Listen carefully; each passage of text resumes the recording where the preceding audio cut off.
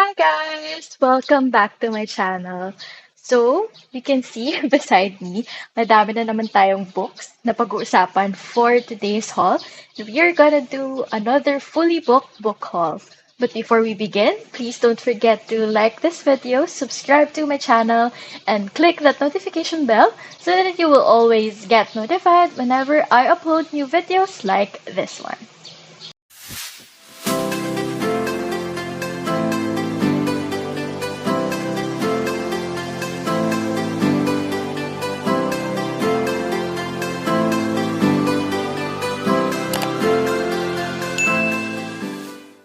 Okay, so let's start.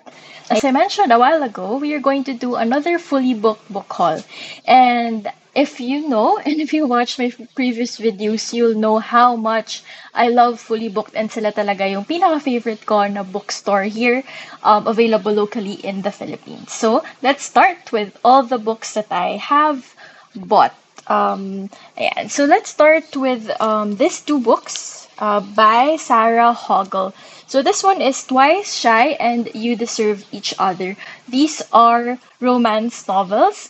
I'm a fantasy reader, but aside from fantasy, romance talaga yung mga binabasa ko because I love them as palate cleansers. Whenever I feel like I need a break from reading mga fantasy, romance talaga yung gusto kong binabasa. And this one, I actually haven't read any of Sarah Hoggle's works before. These are actually book recommendations that I found from a favorite Filipino bookstagrammer, si Bookish Karen. So I'll leave the link of her Instagram profile down in the description box below if you also want to check her out. Pero these two books talaga are one of her most recommended na romance novels. And since I haven't read any of Sarah Huggle's books before, I decided to give it a try and let's see if I like it.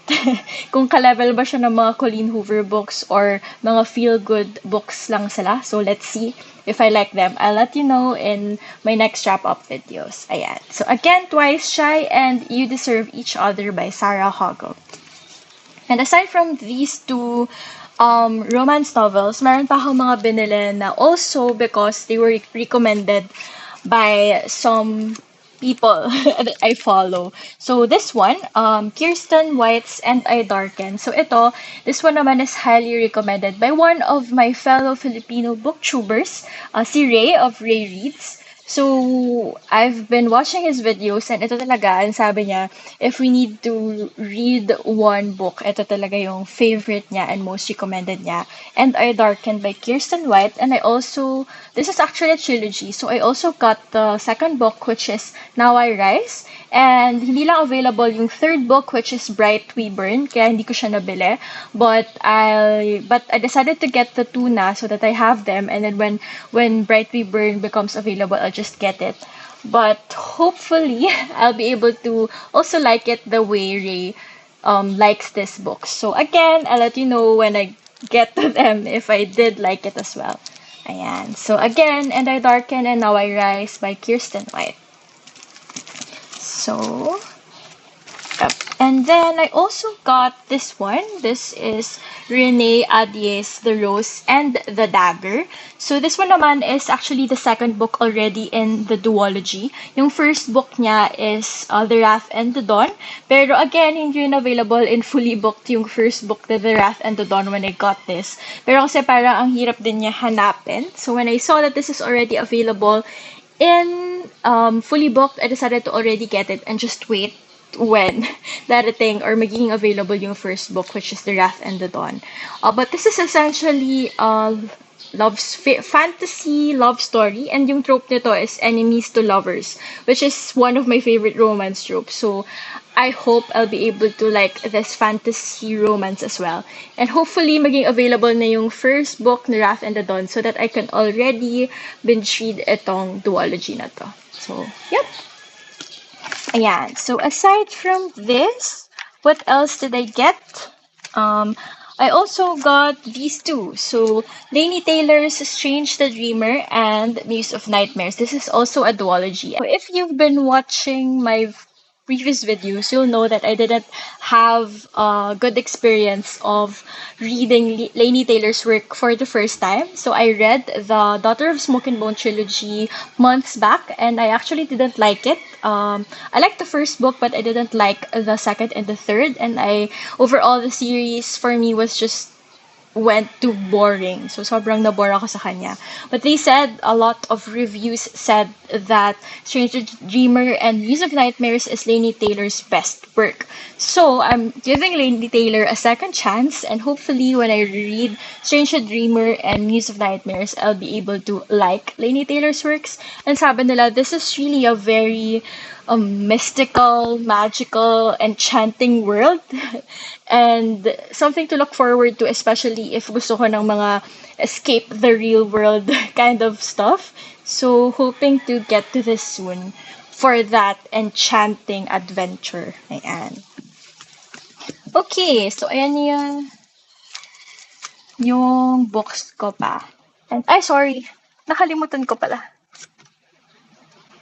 This one pa pala, I also got this from Fully Book. This one naman is the Truly Devious trilogy book set by Maureen Johnson. So this one, Truly Devious, is a mystery story. So this one, the first book is Truly Devious. The second book is The Vanishing Stair, and the third book is The Hand on the Wall. Actually, after so long, ito lang ulit yung books that I will be reading na mystery stories. But if you don't know, nung bata ko, I really love Nancy Drew mystery stories and Hardy Boys mystery stories. Itong books na to, when I was around in elementary and high school, ito talaga yung mga inubos ko lahat ng Nancy Drew and Hardy Boys in our library.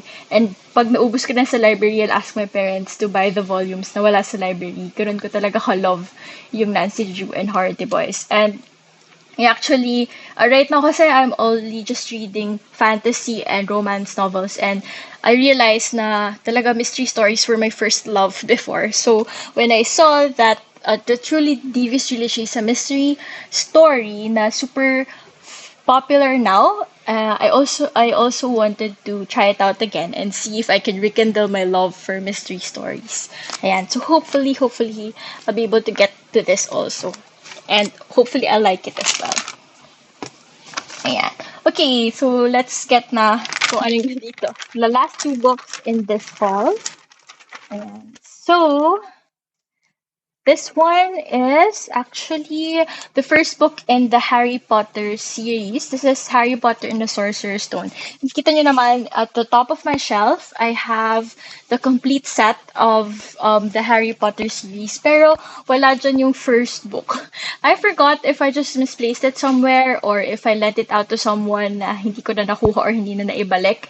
But I decided to get a new one na lang because I'm scared na baka in the next few years, they'll stop producing or production of these specific formats. So, hindi ko na makomplete yung collection ko. And of course, I super love Harry Potter series and di ako papayag na hindi complete yung collection ko. So, I really wanted to get this already so that I can complete the set. And then the last book that I have from Fully Booked would be The Serpent Curse by Lisa Maxwell. So this is actually the third book already in the Last Magician series. Yung first book is The Last Magician and the second book is The Devil's Thief.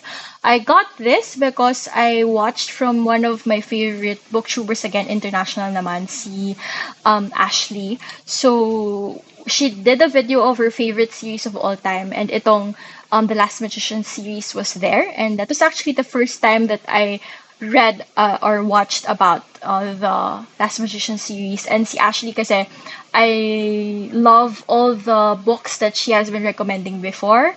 So, since feeling ko pares kami ng taste, I also want to give this a try because nga, let's see if this would also become one of my favorite series. Ayan. Okay, so that's it. These are all the books that I got recently from Fully Booked. I think these are about 12 books. So, ayan. So, dagdag na naman to sa mga TBR pile ko. But of course, collecting these books really make me happy. So ayan. So thank you guys. So ayan. Please do let me know down in the comments below if you've read any of these books and what you think of them. And if you have any other book recommendations that you think I need to read, please also let me know down in the comments below. So thank you guys for watching, and I'll see you again next time. Stay curious and stay fabulous. Goodbye!